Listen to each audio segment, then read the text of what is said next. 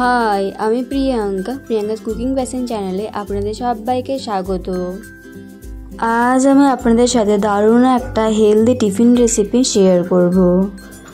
আপনারা এটা বাচ্চাদেরকে টিফিনে দিতে পারেন। চলুন তাহলে দেরি না করে শুরু করা যাক আমার আজকের এই রেসিপিটি।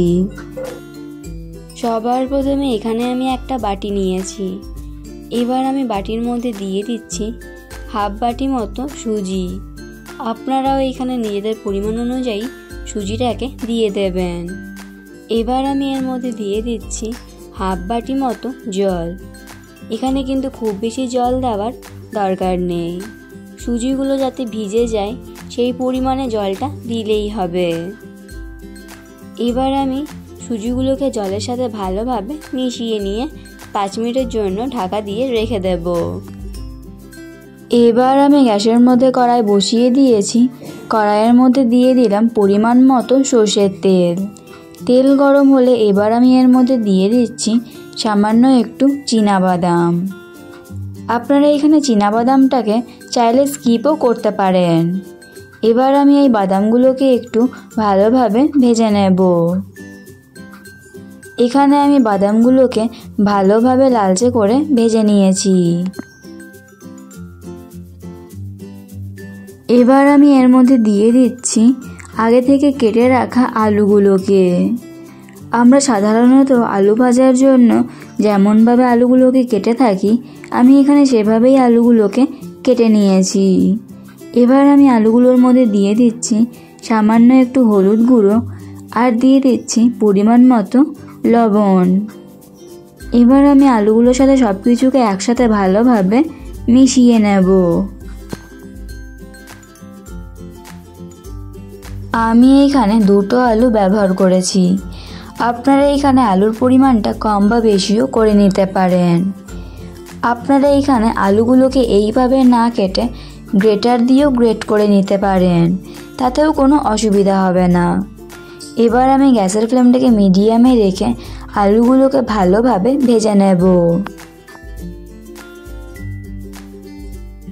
প্রায় 4-5 মিনিট ধরে গ্যাসের ফ্লেমটাকে মিডিয়ামে রেখে আমি এখানে আলুগুলোকে ভালোভাবে ভেজে নিয়েছি। এবার আমি এগুলোকে নামিয়ে রাখবো। এইদিকে দেখুন সুজিটাও কিন্তু এখন ভালোভাবে ভিজে গিয়ে অনেকটাই নরম হয়ে গেছে। এইভাবেই একটু ঢাকা দিয়ে রাখলেই দেখবেন সুজিগুলো খুব সহজেই নরম হয়ে যাবে। এবার আমি এর মধ্যে দিয়ে দিচ্ছি সামান্য একটু মৌরি। আপনারা এখানে মৌরির পরিবর্তে জিরেও ব্যবহার করতে পারেন। দিয়ে দিচ্ছি সামান্য একটু লাল লঙ্কার গুঁড়ো আর দিয়ে দিচ্ছি সামান্য একটু কারি পাতা। আপনারা এখানে কারি পাতার পরিবর্তে ধনে পাতাও ব্যবহার করতে পারেন। আর দিয়ে দিচ্ছি একটা টমেটো কুচি। আমি এখানে একটা টমেটোকে এইভাবে ছোট ছোট করে কুচি করে নিয়েছি। এবার আমি এর মধ্যে দিয়ে দিচ্ছি আলু ভাজাগুলোকে। আগে থেকে যে আলুগুলো ভেজে রেখেছিলাম সেই আলু ভাজাগুলোকেই দিয়ে দিলাম। আর দিয়ে দিচ্ছি পরিমাণ মতো লবণ। আলু ভাজার সময় যেহেতু লবণ দিয়েছিলাম তাই একটু টেস্ট করেই লবণটাকে দিতে হবে। আর দিয়ে দিচ্ছি একটা কাঁচা লঙ্কা কুচি। আর দিয়ে দিচ্ছি হাফ বাটি মতো জল। খুব বেশি জল দেওয়ার দরকার নেই, সামান্য একটু জল দিলেই হবে। এবার আমি এই সমস্ত কিছুকে একসাথে ভালোভাবে মিশিয়ে নেব।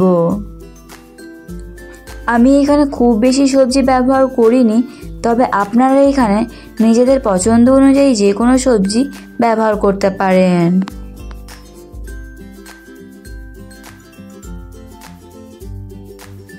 একটু সময় নিয়ে ব্যাটারটাকে আমি ভালোভাবে তৈরি করে নিলাম। আমি আপনাদেরকে দেখিয়ে দিচ্ছি ব্যাটারের ঘনত্বটা। ঠিক এইভাবেই কিন্তু ব্যাটারটাকে তৈরি করে নিতে হবে। আবারও আমি গ্যাসের মধ্যে কড়াই বসিয়ে দিয়েছি।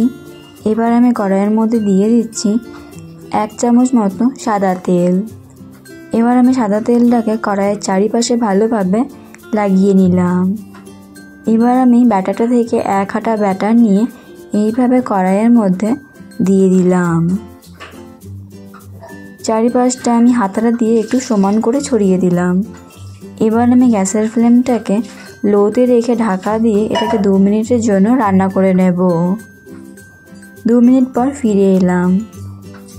এবার আমি এটাকে ঢাকা খুলে নেওয়ার পর একটু উল্টে দিচ্ছি। এই টিফিন রেসিপিগুলো বানাতে কিন্তু খুব বেশি সময় প্রয়োজন পড়ে না, ঝটপট তৈরি হয়ে যায় আর খেতে দুর্দান্ত লাগে। আবারও আমি সামান্য একটু সাদা তেল ছড়িয়ে দিলাম।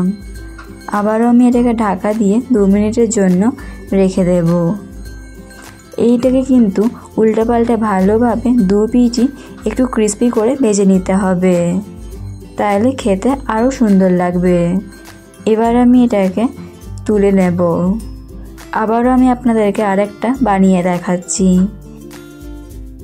আবারও আমি ব্যাটারটা থেকে 1 হাতা ব্যাটার নিয়ে কড়াইয়ের মধ্যে দিয়ে দিলাম আর হাতাটা দিয়ে ব্যাটারটাকে চারিপাশে একটু সমানভাবে ছড়িয়ে দিলাম। এবার আমি দিয়ে দিলাম সামান্য একটু সাদা তেল। ঢাকা দিয়ে 2 মিনিটের জন্য রান্না করে নেব। 2 মিনিট পর ফিরে এলাম। এটাকে আমি একটু উল্টে দিচ্ছি। দেখুন কড়াই থেকে কত সুন্দর ছেড়ে যাচ্ছে, একটুও কিন্তু ধরে যাচ্ছে না। আবারও আমি অল্প একটু তেল দিয়ে দিলাম। এখানে কিন্তু তেলটাকে অবশ্যই দিতে হবে, নয়তো কড়াইয়ের মধ্যে আটকে যেতে পারে আর টিফিনগুলো ভেঙেও যেতে পারে।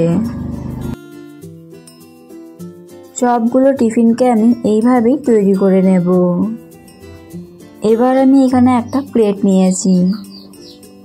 সবগুলো টিফিন রেসিপিকে আমি তৈরি করে নিয়েছি। এবার আমি এক একটা করে টিফিনগুলোকে প্লেটের মধ্যে সাজিয়ে দিচ্ছি। এই টিফিন রেসিপিগুলোকে আজকে আমি টমেটো সসের সাথে সার্ভ করছি। আপনারা এখানে টমেটো সসের পরিবর্তে যে কোনো চাটনির সাথে এই রেসিপিগুলোকে সার্ভ করতে পারেন। আপনারা দেখেই বুঝতে পারছেন এই টিফিন রেসিপিটি কতটা সুন্দর হয়েছে। চলুন আমি আপনাদেরকে একটা ভেঙে দেখাই। এই টিফিন রেসিপিটি যেমন হেলদি তেমনই খেতে দুর্দান্ত হয়। এই রেসিপিটি আপনাদের কেমন লাগলো অবশ্যই কমেন্ট করে জানাবেন।